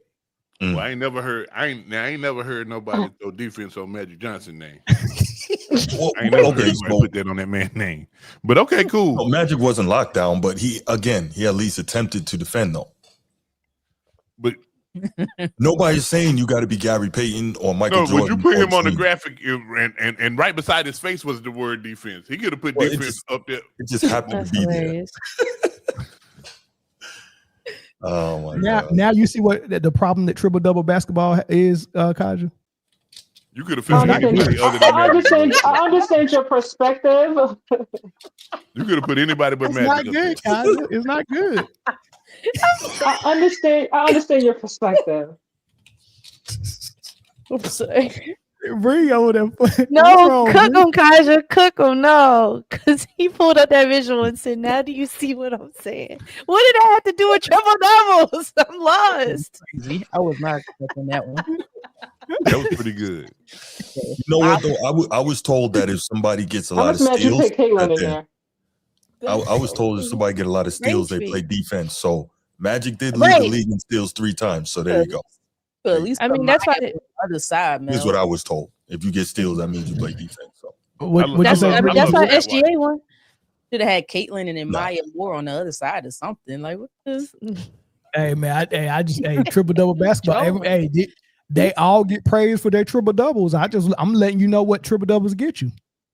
You left off Shorty. I can't even think of her name. From Phoenix. Alyssa, you left off AT. She played defense though. And she will be on the side. She does. Yeah, and she made a choice to facilitate, and someone else is the primary scorer. I'm against being both because you're against triple doubles. I'm against playing triple double basketball. Like when you design it to say, hey, I'm gonna take the most shots and I'm facilitating all the offense, that's lopsided for me. And it puts your teammates in a rough spot to where they're just catch and shoot players, regardless of what skill set they got. Jamal Murray is a real point guard that can handle the rock and pass. And he can only do it when Jokic decides he don't want to do it. I got a question for you. What exactly is lopsided? I thought I was the only one that heard that. That's a new word, man. Lopsided. Just trying to figure out what that is. This is what we're doing. Nah, we're not doing it out. We trying to figure it out. Because I don't want to design an offense that's lopsided. Get your head in the game, Jay. Get your lopsided head. is Lopsided. Lopsided. Now I'm familiar with them. lopsided right now. Come on, Wop. You see, Jay, when I from hear the same Wop, we from the same neighborhood. You've said Wopsided tons of times. Nah, when I'm talking about Wop, ain't no side to it. Yeah, well, but that just came out 5 years ago, though. Yeah, I've been saying 5 years Wopsided. ago. I wasn't saying Wop, unless I was saying Wop Babaloo Wop or Wop Bam Boom. Exactly. Thank you. He know what it is. Jay acting like he don't know. We both from Carolina. I'm from the Carolinas. I've never heard that. Yeah, Jay, that's a lie. That's a lie, Jay. It must be South Carolina. That must be a South Carolina thing. You lie like a dirty rug, and the truth ain't in you. All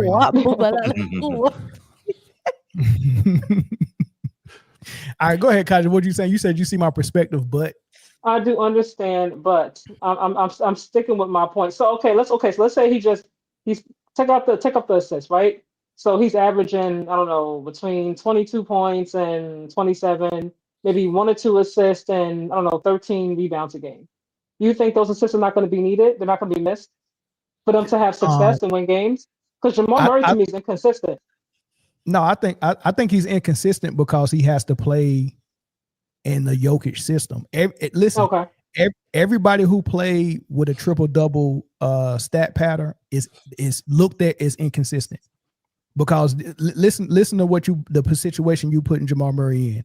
Hey, Jokic is going to handle he's going to play point guard, point center, point forward. He's going to do all that. Sometimes you can do it, but Jokic is going to do it majority of the time. Also, Jokic is going to take 30 shots a game, right?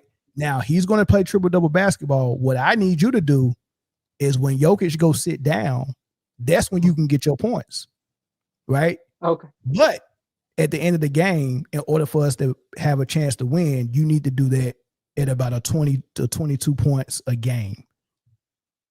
And in the games that he has 17, they lose. But the games that Jokic have 17, they can still win them because Jamal Murray is snapping.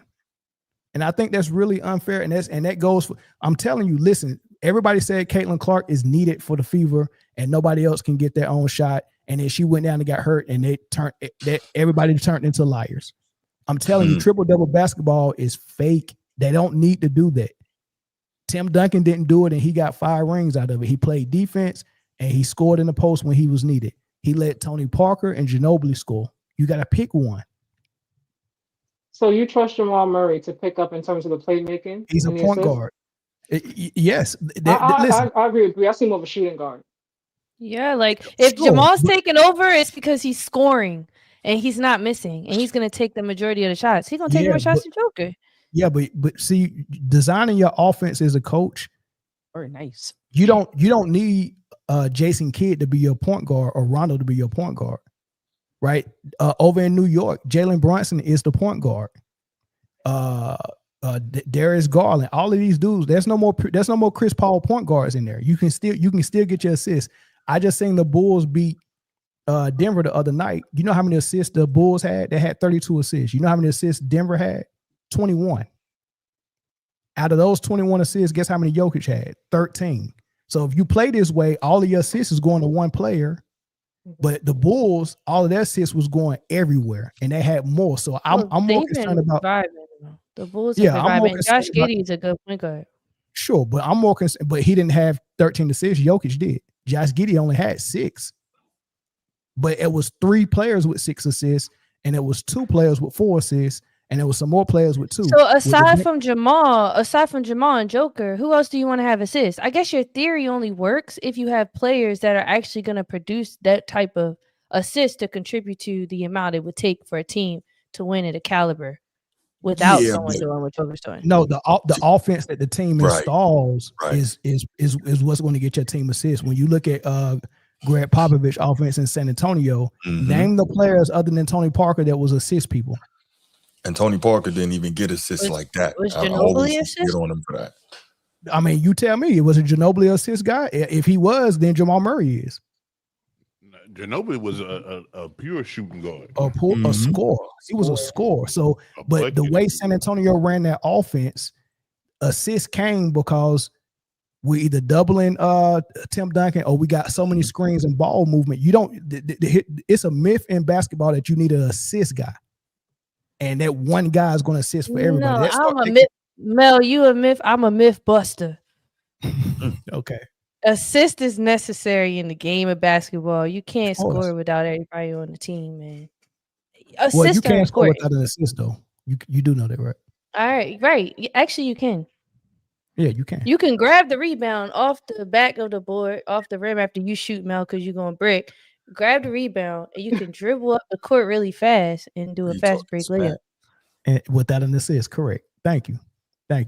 But ball movement, the way the Spurs did it, I always got them above 30 assists a game for average. That was that. Same thing with the Warriors. So you don't need one guy distributing for the entire team. That just got popular with LeBron and then Westbrook and then Harden and then now Luka and then now Jokic. Like they brought that into the game, and it's not necessary. You don't have to do it. I would rather have my guy concentrate on defense and scoring if you're my best player. Let somebody else assist.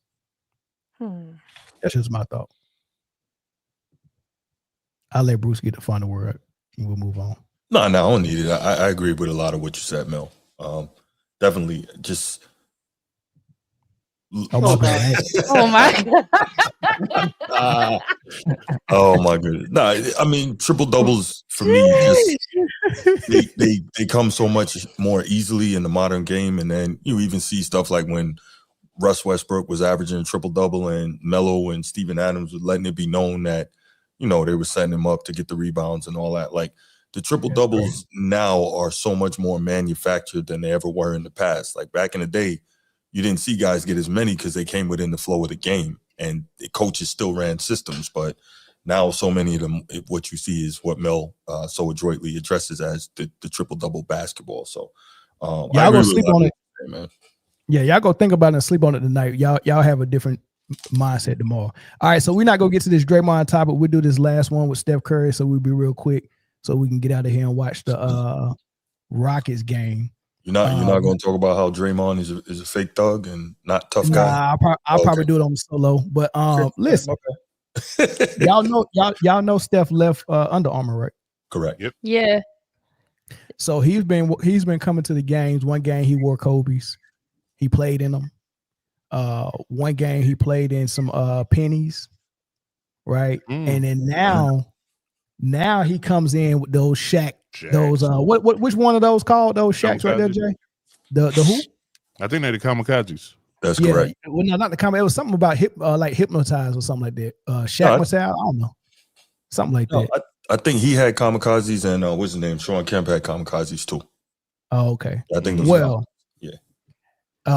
he put those Reeboks on, those Shaqs, and Shaq said that we in negotiations a little bit. My people talking to his people, man. Okay. You got any thoughts on Steph in this process? Well, he is a personal friend of mine. Out of hypnosis. I think people are having conversations with his people. I think. Gotcha. I don't know where it goes. I haven't talked to him, but it was dope. It was a big moment for me, big moment for the brand, and puts everybody in what he's gonna do phase. So yeah, I wish him well. He said big moment for Reebok brand, big moment for him. He said my people talking to his people. I don't know if they're gonna actually pull something out, but I just wanted to check on y'all to see where y'all think the best landing spot for Steph as far as a shoe deal is. Where y'all think he should go? I love him with Reebok if he's going to go that route. I think a lot of athletes do the same thing. They go in the same place over and over. I think it's a dope deal if Reebok can sign him. That's definitely good for them. But for Steph, to do something different, and not go, where everybody else typically goes, which is the Nike route. I like it. You know what? I'm not mad at Reebok lately because I like what they did with Angel Reese shoe. Mm-hmm. Yeah. I'm not even gonna lie, dog. I like Angel Reese shoe, man. So if you can use that and show players, hey, this is the type of stuff we can do. I mean, maybe and then it's not a bad basketball shoe either. Like, it looks good and you can play in it, and you don't get that from a lot of shoes, man. So maybe that's something that can sway him. And I'm with you, Kaja. I kind of like him with Reebok too. Yeah, I mean, I'm curious to see. This is gonna kind of determine a lot for where his mindset is at personally. Like, is he doing it for the money, or is he gonna do it for the brand, the reputation? Because I heard through the grapevine that Nike's offering Steph $780 billion over 7 years. No, ain't no way. I mean, $1 million, not billion, million. Sorry. Okay, Okay. Million is crazy. I said million, my fault. Million. 780 mil in 7-year deal. Yeah, so I'm crazy. curious. That's what I'm saying. Like, is he gonna go where the money at? I wonder why they go ain't with what he loves. Yeah, I wonder why they didn't go with the lifetime thing like they did with LeBron. Who knows? He's but worth here's it. the thing: He is for sure. Under Armour was a bad choice. Oh, absolutely. But I think didn't he sign it? I think he signed it when I was in high school. He made plenty of money with him, so I think he's but that every was pair like of shoes was terrible. Every last one of them was yeah. trash. Like Derrick Rose signed with Adidas. I hated that. And then Steph had Under Armour. I think that was. But I got two under the radar brands that he might sign with. Answer. Puma. Yep, answer with Kyrie. Yep. Or fuck with Marbury and go with the Strawberry line.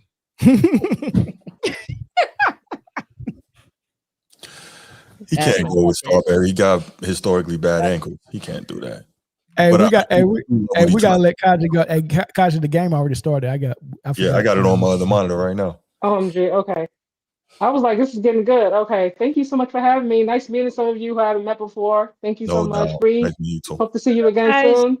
Yes, you're one of a Bye, kind. y'all. Hey, Thank hold on, you. Bye, y'all. Hold on, Kaji. Before you go, do you want me to send you this? Oh my on God, your no, absolutely not. Absolutely not. It's because you put that back up. Watch the Joker tonight. Hit that triple double and watch them win. Watch. Watch. I picked him to win tonight too, but His he don't need a defense is gonna be triple double for them to phenomenal. win. Yeah, he's good. They playing? Yeah, they playing. They up 19-8 right now. Ooh, Who they look at playing? that. Who are they playing? Oh, the Houston. Rockets. Yeah. Okay. Peace out, y'all. Good night. All right, Thank bye, you. Bye. Yeah.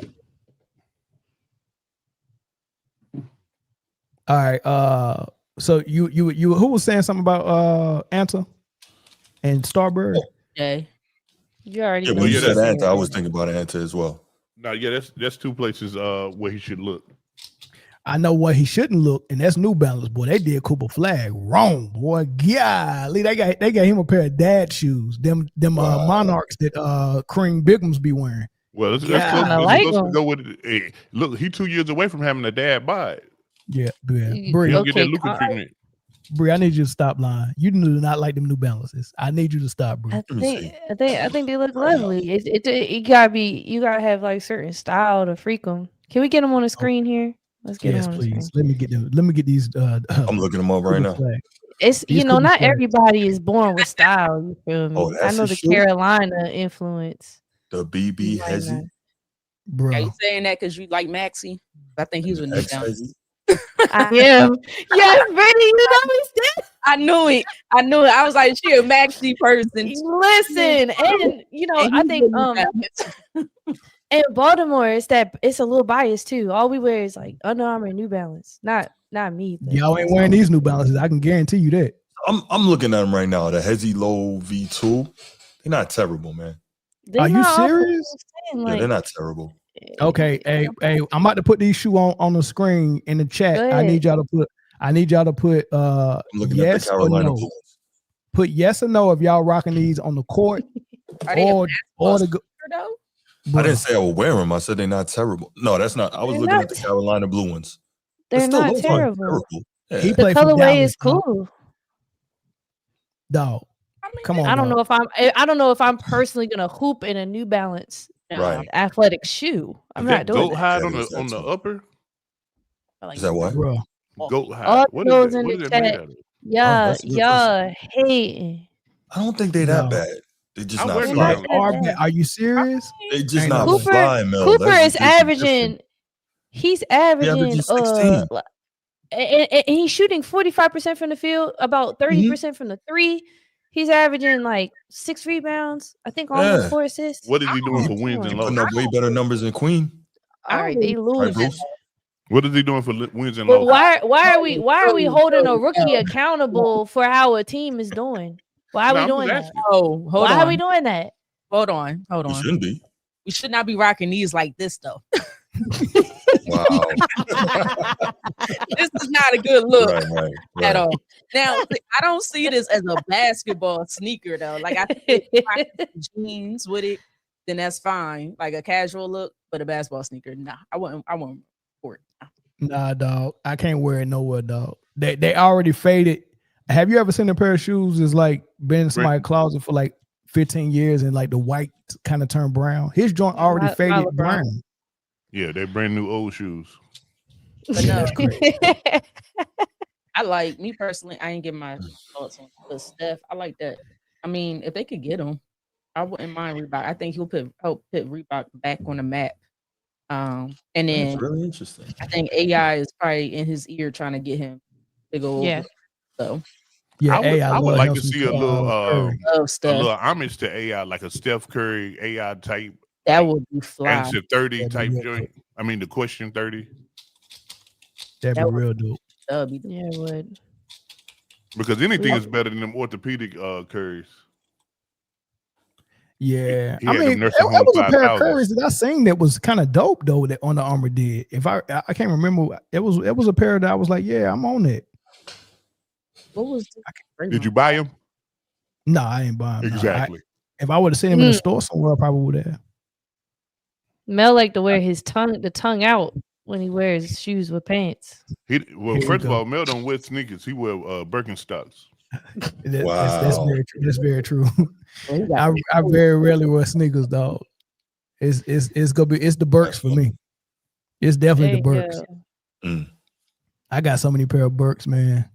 I thought he was joking when he said that. Okay. I like Clarks, man. But that's a different. All right, man. That's it, y'all. Clarks are very comfy. Very. Those are slept on. Hey, we were just talking about rookies. Queen and Cooper Flag, they playing each other unless Flag not playing tonight. Let me see. I don't know. I think he's sick. I'm watching as far as Ricky goes, we all know how Khan's been doing. VJ's been like a little. I don't know if it's the injury or Jared McCain coming back, or I'm not sure. I think it's because he had such an explosive game 1 and game 2. It feels like maybe he's trending down, but I still believe in his consistency and I think he's going to keep going up. But listen, guys, he's on the trade block if anybody wants to trade with me in fantasy. Speaking of fantasy, Britne, would you like to trade VJ? Ain't nobody traded yet in the league. Sure, because all my guys is hurt. Yeah. You don't want Jason Tatum? I give you Jason Tatum. All my guys is hurt. I heard Jason Tatum might be coming back in January. Man, he better not get the show. Nah, he I heard come back. I think VJ's playing how he's supposed to right now with this particular team. Okay. He shows up when he's supposed to, right? So he's always making a good defensive play. He's always when they need a 3, shooting, knocking down the 3. So I think right now, till he really figures out his way, he's still a rookie. I think he'll be fine. I think he's still playing very well. I agree. Yeah. I agree. Fantasy wise, I don't know how that's impact him. Who y'all got rookie of the year right now? 1, 2, and 3. Yo, they really do not call Travis. It's insane. They do not. Khan. Gosh.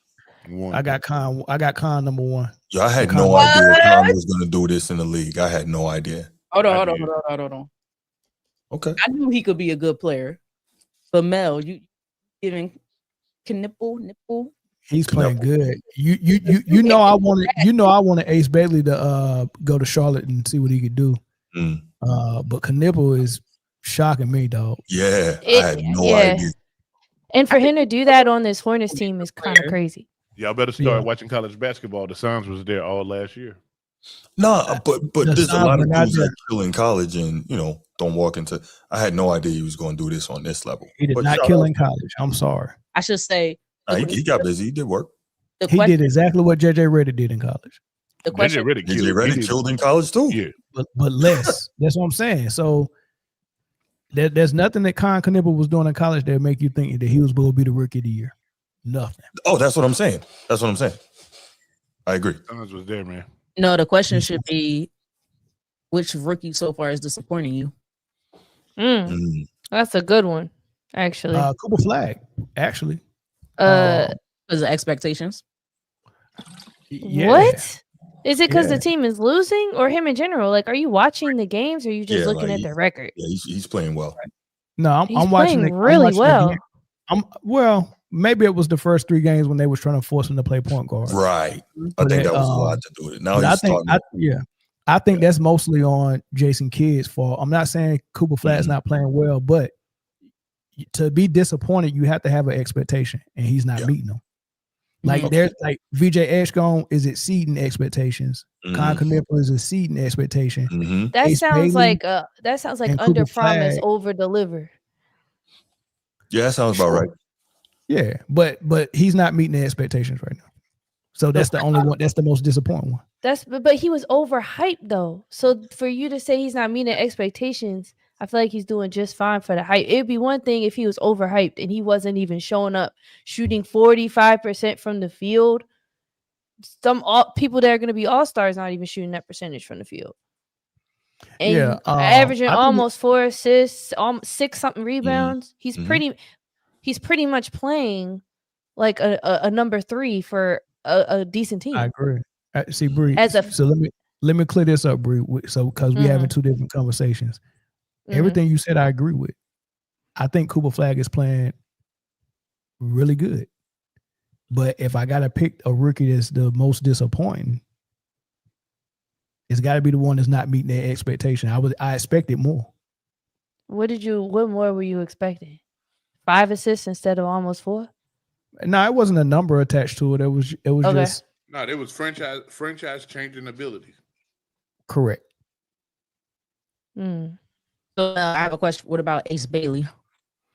That's Utah. That's not playing. Huge disappointment. Yeah, he's a disappointment as well. But he's also playing well, just like Cooper is. Just he's getting very few minutes. But why though? On a bad team, right? Why can't he get on the court? So is Ace Bailey better than Isaiah Collier? You feel what I'm saying? They lose Colin Sexton, and then Walker Kessler goes down.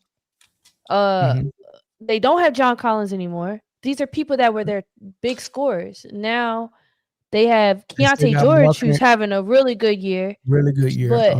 But where does Ace Bailey not fit in? I guess is the point I'm trying. Like maybe Brittany's saying too. Like why wouldn't he be doing well? Well, I didn't say he wasn't doing well. He's just not playing big minutes. Now, where he's probably not fitting in at is somebody expressed that they didn't want to be in Utah. So maybe that got something to do with it. Kyle Anderson's playing more than him. Why? That's a good question. Kyle Anderson is like, I was question. just talking about Kyle Anderson the other day. And the other reason why I'm not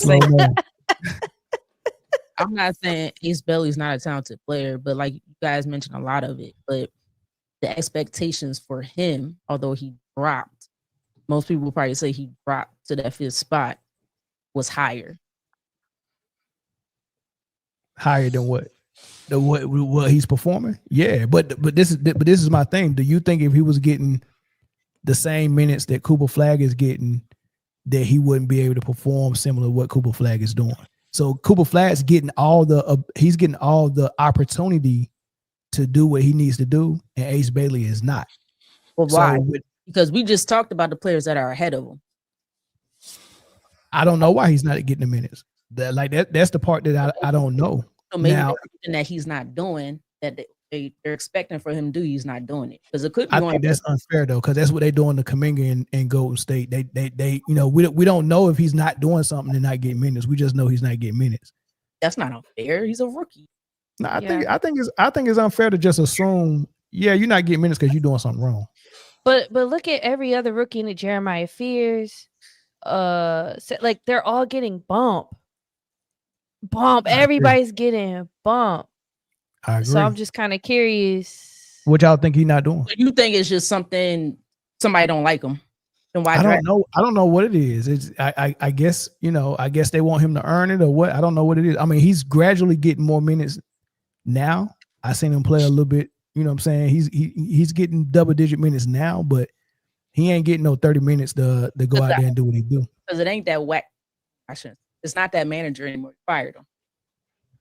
I don't know. What y'all think it is though? Because didn't he start off with minutes? Wasn't he a starter or am I tripping? No. He never was a starter. Okay. As a matter of fact, the first game he started at least the first game. I think he was sick that very first game or something. They said that first game he probably played like 3 minutes or something like that. When I seen him in a game. It might have been versus Atlanta.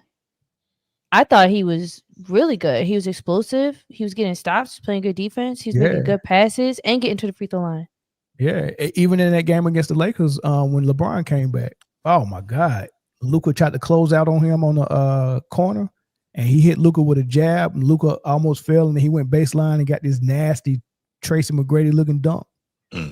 What you laughing at, Britne? I'm gonna give Ace Bailey the credit, but that's Luka. We know this. Right. That's why I'm laughing. Like, hold on now. But no. For me, I think Ace is a very talented player. I told you that when I was watching him, when you was like, yo, check out Ace Bailey. I think he is a very talented player. I'm just trying to figure out what's going on with this team because it's not like they got all world players ahead of them. So trying to figure out what's going on. Right. And if they losing so bad, why not? What they got to lose at this point? Well, they playing Oklahoma City now, and they started Ace Bailey, so.